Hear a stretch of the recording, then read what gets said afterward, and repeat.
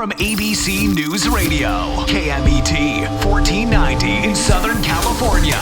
This is BizNinja, Entrepreneur Radio, with your host, Tyler Jorgensen. Welcome out to BizNinja, Entrepreneur Radio. I'm your host, Tyler Jorgensen, and today we get to talk with Marley Baird, who normally is in the frosty white north of Canada, and today is in the frosty white north of Minnesota. So welcome out to the show. Thank you so much. Thanks for having me. This is so fun. So we're going to go through kind of what you do and why you do it and what you can teach all these wonderful listeners and entrepreneurs. But give us your backstory. Like, how did you become an entrepreneur? Going way back, I was first a dental hygienist. I clean teeth every day. How boring. And like everyone hates going to the dentist. So it's not the best place to be. But before I was a dental hygienist, I worked in radio and I worked in event management and always loved like that really exciting environment and being creative and, even like working with celebrities and best-selling authors at times. Like I worked for a company that we put on conferences with best-selling authors like Gary Vaynerchuk before he was the huge Gary Vaynerchuk that he is today. So that's pretty cool. Yeah. And so I was, every job that I had outside of dental, I was always doing their social media. And even when I was a kid, like I'd use my dad's video camera just for fun and make these little skit videos. And then when I got kind of tired of the inconsistency and the egos in radio and in event management. So I, with my tail between my legs, went back to dental because I was like, I'm just going to go back to this, figure out what I really want to do in the meantime. And it's like, thank goodness for having that backup. But also I was in dental and again, boring, just cleaning teeth all day. I was doing their social media and I built their website like just for fun, just because it was something that I knew how to do. And right. So in between patients, I'm like on my phone doing the social media and their IT guy was like, hey, you're pretty good at this. Can I refer you to another client of mine? And then it was referral, referral, referral, referral, which was amazing. I didn't even have a business card or a website for myself at this point. And then it just grew from there until I was at a point where I was like, okay, do I go all in on this? Do I stay in dental? And it was a pretty easy decision that I wanted to do something that was creative and so fun for me. It was just, I was also like, you can make a living doing this? This is cool. And the decision was actually made for me. And this is a funny story. My husband, well, we were like 2 months away from getting married at the time, had a really bad dirt biking accident, like scraped his butt right off, like had no butt, had 2 broken arms, fractured tailbone, and like his arms, you know how they cast them? Like he couldn't even reach his mouth. So I had to call into the dental office and say, I can't come in. I don't know when I can come back. And that was my moment where like, he obviously can't work because of his injuries. I couldn't go to the dental office, which was like my consistent and regular income. So that was where I went all in on the business. We were 2 months away from getting married, had a wedding to pay for, had to survive. And that's how like my business really started. Wow. So did he get the cast off before the wedding? Yes, thank God. Okay. But then he went dirt biking like right before the wedding and fractured his wrist too. And I was like, do not touch that dirt bike for at least a month. Yeah. And everything still worked out. So, a lot of people have this journey where it starts as a side hustle or something on the side. And then there's that moment of truth where they have to decide which one are they going to focus on, because you can't focus on both and be great at both of them. Right. So you started, it sounds like, kind of doing websites, but your big thing now is video and helping entrepreneurs with their video.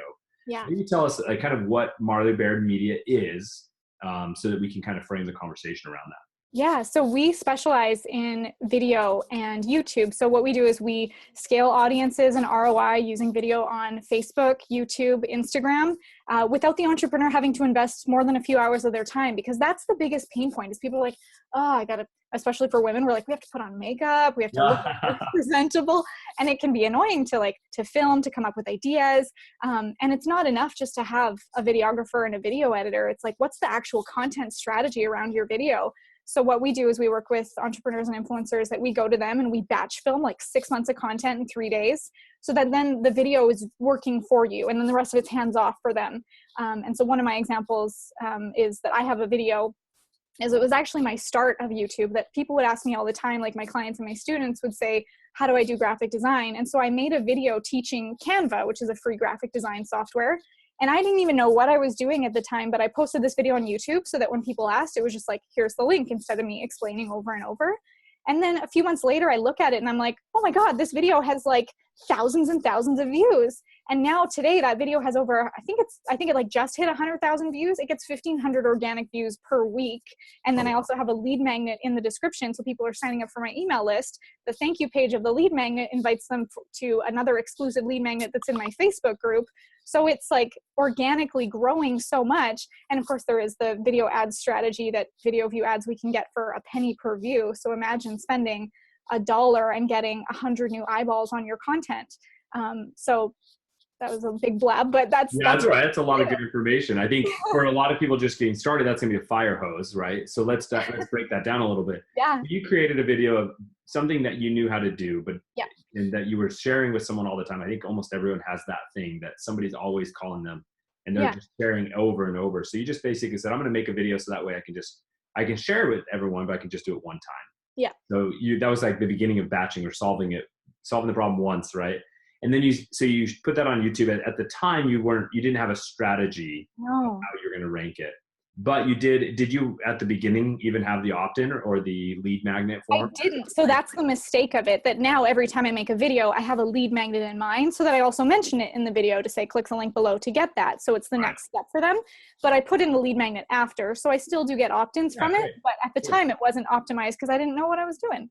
Well, that's okay. I've got a ton of videos and none of them have like links or anything in there. So we're going to get through that. We're going to talk about what people need to be doing. So I think we're at the point where people don't need to know why video anymore, but what's your thing? Why does every entrepreneur need to implement video into their marketing mix? I mean, look at how, like, when you scroll through Facebook already, are you stopping to click on a blog and read a blog? Like, people are much more likely to consume a video than to be reading blogs or looking at text-based posts, and even look at the algorithms that video content is valued higher, and it's going to show up in timelines first. And just the impact you're able to make, the connection that, I mean, we can't be one-on-one, but you can see my face, you can hear my voice, you can see the enthusiasm, and just you resonate with people more when you can connect with them. And even just the statistics of having a video creates better conversions. I think connectivity is a huge part of it. People really want, especially in today's marketing world where everyone is now becoming a skeptic again. I think any new platform comes on and everyone just accepts whatever's happening, and then they get burned that one time or whatever. And then now right now, especially on Facebook and stuff, people are real skeptical on marketing, and that's okay because it just makes us be more transparent, and that video allows us to be more transparent. But like personally, I'm not one of those guys that always has earbuds in. And so like, I don't always listen to videos. So do you recommend like captions and that kind of stuff? Yeah. And captions actually, so getting your video transcribed and putting that transcription back on YouTube is also going to help with the search engine optimization. And videos will autoplay so that, I mean, I love podcasts, but there's a lot of podcasts and yours too, you post it on YouTube. So even if I'm not listening to it, I might have it up on my screen while I'm working with something. So, and then video, of course, you get to see the people. So I like that, putting a face to the voice. Sure. Absolutely. So like, what is step one? Let's say, someone's just getting started. They're figuring out their brand. Let's say they have that figured out. They know what they're selling. They know what they're doing. They know their business, but they haven't started with video. What's step one? So first, like you said, you have the product, you know who your audience is. They know what they're doing in their business, but they haven't applied video. Yeah. So first, like, what kind of videos does your audience want? How can you provide value? Do you get frequently asked questions? Do you have things that you want to create that polarizing content to shift your audience's thinking? Like, it doesn't have to be how-to videos. It's thought leadership. It's motivation. Like, look at Gary Vaynerchuk. He doesn't teach how-tos. Like, his videos are all motivation and all thought leadership. So on top of, I'm looking at what does your audience want? It's also understanding what's your core values and messaging that you can put into that. So yes, I teach a lot of video marketing and social media tips, but I'm also wanting to impact female mission-driven entrepreneurs and help them to scale their following by showing how to be raw and authentic and create powerful messages that 5x their following and revenue. So that's like my underlying messaging that allows me to connect with my female audience more than just like getting in front of a camera and being a robot and teaching. Right. So step one then is just like making a list of some things that you could start sharing. Mm-hmm. Right? Yeah. Well, how can you provide value? Yeah. So how can you provide videos that actually have some value? And they don't have to be, like you said, how-tos. It can just be motivational or thoughts or, but sometimes it can be tips. And so make a list of those types of videos. Do you think that's important? Like for me, I have a really like micro series that I do in one of my Facebook groups where I just share kind of like 10-minute videos. Mm-hmm. And my issue is I sometimes don't know what to talk about, but I always have ideas until it's time to go live, right? Until it's time to record. So like, what do you recommend there? I mean, my thought is making lists in advance. I definitely do that too. Like I have a bunch of lists in my phone of, oh, here's an idea for a Facebook Live. And you can also repurpose those, like something you did live on Facebook, you can do it again, kind of pre-produced for YouTube. And I do a lot of repurposing, that I take the YouTube video and repurpose it into like the little mini videos and things like that.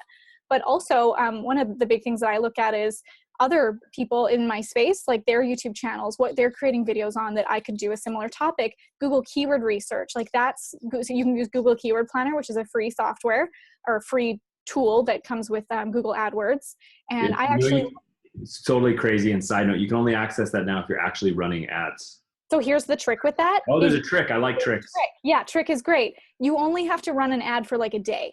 Right. So I spend $5 like every 2 months until they shut me out.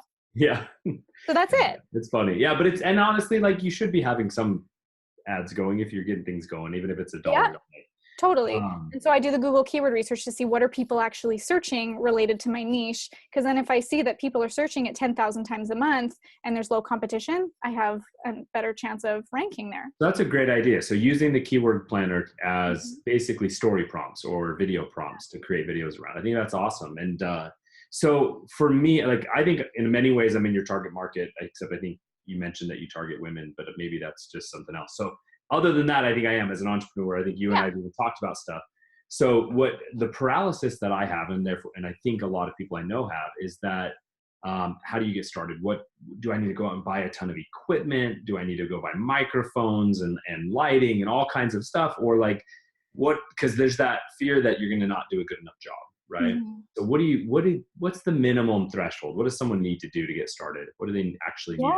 Start small. I mean, when I first started, we used my phone, and I didn't even have a tripod at the time, and tripods are like $20, but we stacked it on a stack of books, and my husband stood behind with a lampshade, or a lamp with no lampshade. Like we were totally bootstrapping. And if you go back to the early videos on my YouTube channel, they're a little embarrassing, but that was what we did, and they're okay. And we used iMovie for free. So it's not about like, I need all the equipment, like start with what you have. And then as you also decide, like it's a learning curve too. Like as you see that, okay, I do want to keep doing this, and here's what you're learning as you're going. So, and then go to Amazon, like the lighting kit that we have that we still use is great. And it was like $100. And it's collapsible, it's easy to use. A camera, you can even get, the cheaper one, like the one that we have, the first one we had was $500. Then we upgraded to one that was like $1,200. Start small, start with what you have. Cool. So it's totally okay to start with your phone, but then, as you move up and as you figure it out and start doing it consistently, then invest back into it and increase that. Yeah. What do you think, what are the biggest mistakes that people make when they get started on YouTube? So a lot of people make mistakes with like not understanding what the platforms are that they're using. So Google owns YouTube. And when I was talking about using Google Keyword Planner, that's a great tool to use because you're actually seeing how many times people are searching on Google and YouTube. So when you're creating something for Google and YouTube, keep in mind that it's a search engine, that people are typing things in to find solutions to their problems. So how can you position your video, and actually with your YouTube SEO, the way you title your video, title it the way that people would search for it. So when I didn't know what I was doing, I made a video called, "Did you know Instagram does this?" And I wanted it to be like clickbaity, and people would be like, "Oh, what does Instagram do?" But people aren't searching for that, so it's not going to show up in search results. But people are searching for and typing in word for word how to use Canva. So that video is doing great, and it didn't have a lot of competition at the time. I think it was one of the first, so that's also what boosted me to the top in that ranking. And then when you do use videos for Facebook, so I'll take my YouTube video and repurpose it for all my other platforms. Facebook is something that you'd need to have that thumb stopping power, where it's like, it might be the clickbaity title, or it might be the really quick engaging visuals right at the beginning to get people to stop and actually watch it as they're scrolling. Awesome. So really understanding the platform you're on and what works on that platform. And I think you already explained really those two kind of the major differences, right? Yeah. And I think it's the difference between search-based or interruption-based, right? You got to know if people, and that's funny, I'm now like thinking through all my videos of even interviews where I just have them titled, and I'm like, oh, they're just titled the interview. I should go back and be instead. So this one should be titled like how to get started in video marketing. Totally. interview with It's Marley Baird. And then Yeah. because also if people are searching for me and like my videos can come up, or when someone's watching my video, your video might be in like the related search because you've used Right. my name in there. Very cool. I'm Yeah. digging it. I like it. Yeah. So I know some of the reasons I mentioned a couple of reasons I think people don't get started. What are some other reasons that hold people back from getting started in video marketing? So there's three main ones. Okay. And I love sharing, like I love breaking down these objections. The first one is I'm afraid of the camera. Like how many times have you heard someone say like, no, I can't, like I'm shy, I'm afraid of the camera. You're not afraid of the camera because like at Christmas time, if your aunt comes in, she wants to take a family photo, you're not like, oh my God, get that thing away from me. It's not the camera. It's the fear. It's the fear of judgment of like, what are people going to think? Am I good enough? You're afraid of stepping out of your comfort zone. But at the same time, we know how important video is for business. And you're also doing something that, I mean, if you're doing this, you should be passionate about it. So if people are going to judge you anyway, you may as well be doing something that's going to support you in your growth and that is something that you love. So this step one, I think is really important because essentially that same decision is the same thing you have to make across your business, right? Are you going to actually market your business? Are you going to sit behind the protective walls of no criticism and just hope things work out? And pretend. Right? Yeah. And that's the same. You can't market a business and not expect some pushback and some feedback. And that's, drawing your line in the sand and really deciding who you're serving and recognizing you're going to turn away a percentage of people. And I think that decision has to be made before you can grow a business in any way, especially when you make the decision to do video, because you are becoming more vulnerable and more visible. Yeah. So I think that's just a decision. You got to just make that commitment, right? And say, okay, I'm not afraid of the camera. I'm afraid of what people are going to say. And I'm making the decision to not care about that anymore. And I love how you bring up the audience you're serving. Like imagine who you're doing a disservice to by not sharing your message. Right. And there could be that one person that really needed to hear it that you're going to impact and change their lives. And if you're too stuck in your own ego, you're holding back from possibly changing someone's life. So how does that feel? Man, you had to bring up ego. So it's not people's humility that's keeping them back from being out there and being willing to be criticized. It's actually your ego and your pride. So that's funny. Most people think it's the other way around, but I think you hit the nail on the head. What's number two? Okay, number two is no time. I don't have time to do this. But what we do instead of like, oh, if I had to every day be like, oh, what kind of video am I going to put out today? Of course, that would take me hours. So what we recommend is batching, like spend one entire day every month. And also depending on like how much you warm up to this and get your kind of process in place, what we do when we go out to clients is we film 6 months of content in like 3 days. For myself, I film 2 months of content in 1 day for myself because I'm also scripting and doing different editing. And I also post 2 YouTube videos a week. So it does take me a little bit more time. So when you batch your content, like imagine if you had to set up your camera equipment every single day, like that 10 minutes a day adds up. Right. Even warming up to the camera, if you batch it and film like 10 videos in a row, then you're going faster because you've warmed up. So when you can batch from your content, you're going to save so much time. And then also from being able to repurpose that content. So from one YouTube video, we repurpose into like 30-second teasers, mini videos, quote pictures, text-based posts. You're also saving time on how much content you're able to create from that one video. Absolutely. So I love batching in all things, right? In every task, batching in general is a big thing that I kind of have always been talking on. This is one of my biggest challenges. I can record a ton of content in like a couple of days, but then I get stuck in then batching the editing and figuring it out and finding the next round of time to actually get it all ready and repurpose. Now, obviously, this is when I should be hiring somebody like you and your team to do it. When would you say is that transition point where someone should go from doing it on their own and just getting started to hiring somebody to help them? We transitioned pretty quickly because I think it's important to understand the process, because then when you understand it, you can lead it better because you've been through it yourself. But we transitioned it really quickly because even the 3 to 5 to 10 hours, depending on how long the video is, to edit it, to process it, to do the YouTube SEO, what could I be doing in that time? And you could hire someone think of how much time, what your time is worth. For you to hire someone else to take that off your plate is just so much more convenient. And then just the momentum you get from having a team. So we have a few video editors on our team, and then I have VAs that do the social media and the graphics and taking the transcriptions and breaking it down into quotes. So if you did that for yourself, just think of the freedom, and that if you just kind of oversaw the process and have all your content created for you, you really don't have to wait too long to get that started, and you can outsource that for a pretty low price too.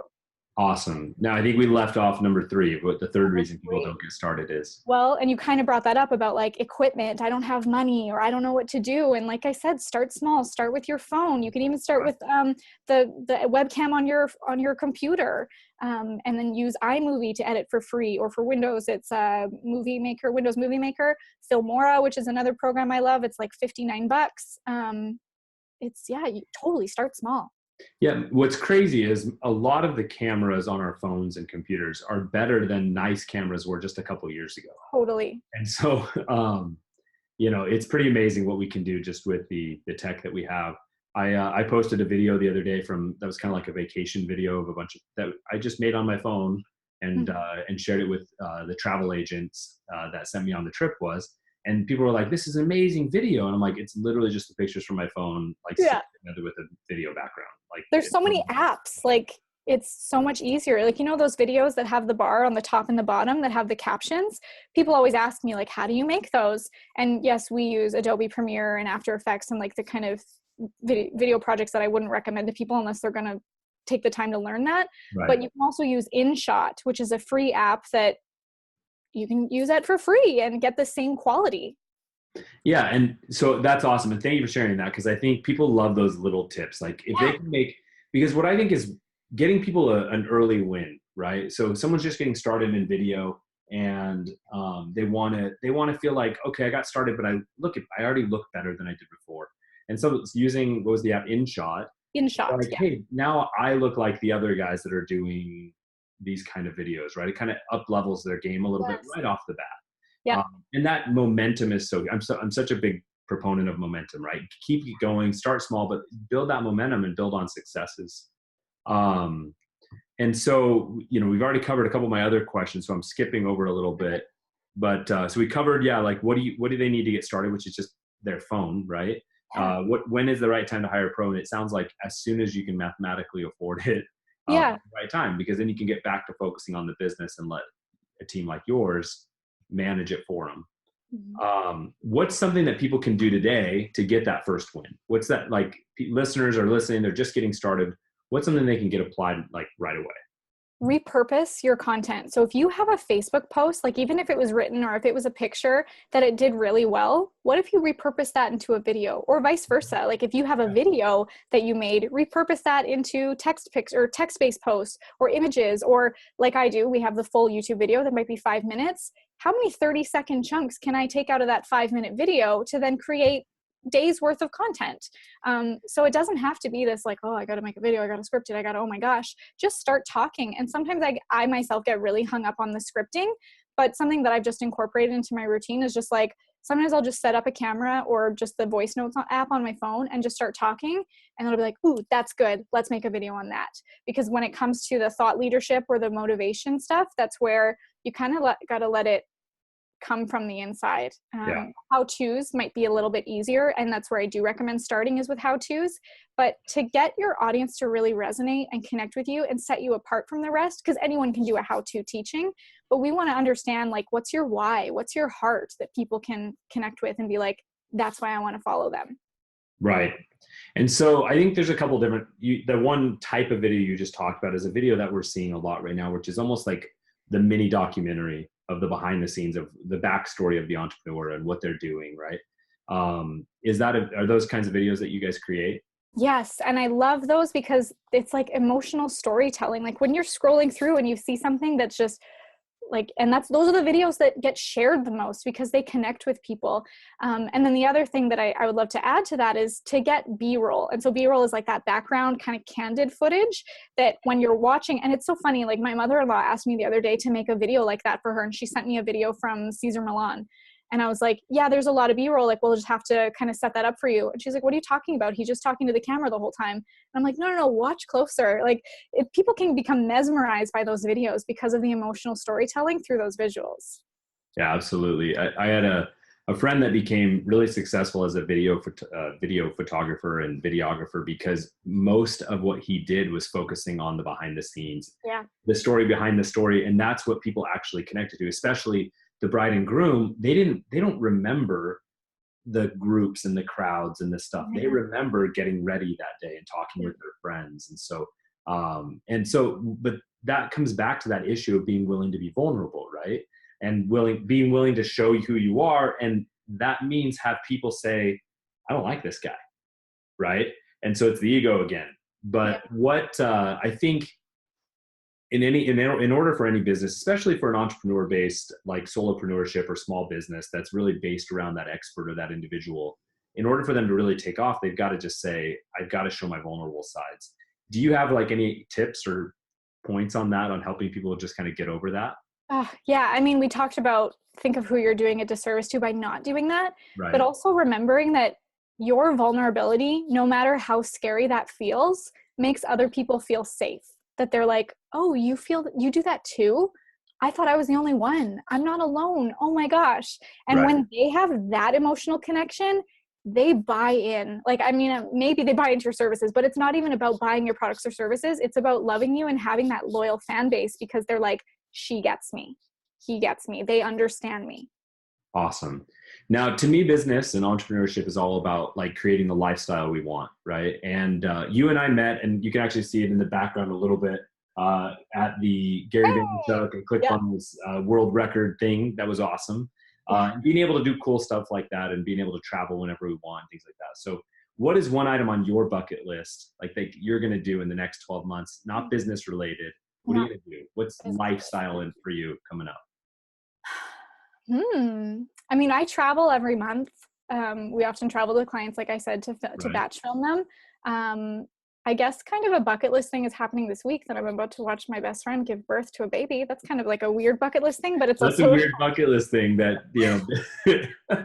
But I have the freedom to just like leave and be here for that. And maybe like a really big trip, like Australia, other side of the world would be really cool. Cool. I encourage you to figure that out and plan that because this is what's funny, right? Is we get into, as entrepreneurs, we get to run these amazing companies and get to build a life. And a lot of times our lifestyle and our business are totally a mix. And I love that. Yeah. But like, and we think big in our business, but like thinking big in our lifestyle too. So I've got a couple of big ones and wanting to travel places and do things. And now I'm going to make sure that I do a better job of incorporating video when I do those. Yes. So really appreciate you coming out. A couple of places people can go and connect with Marley, and I highly encourage you to do so, is obviously youtube.com/Marley Baird Media and facebook.com/Marley Baird Media. How do they spell that? Marley, Marley, Baird, Baird, and Media, Media. Awesome. So thank you so much for coming out. We really appreciate you sharing all these awesome pointers with everybody. And my listeners, wherever you are today, it's your turn to go out and do something. Yes. Thank you for listening to BizNinja Entrepreneur Radio with Tyler Jorgensen. Please make sure to subscribe so you're first to hear new interviews and episodes. If you found this podcast to be valuable, please share it with a friend. Don't forget to visit our online dojo at bizninja.com to claim your reward for listening to the show.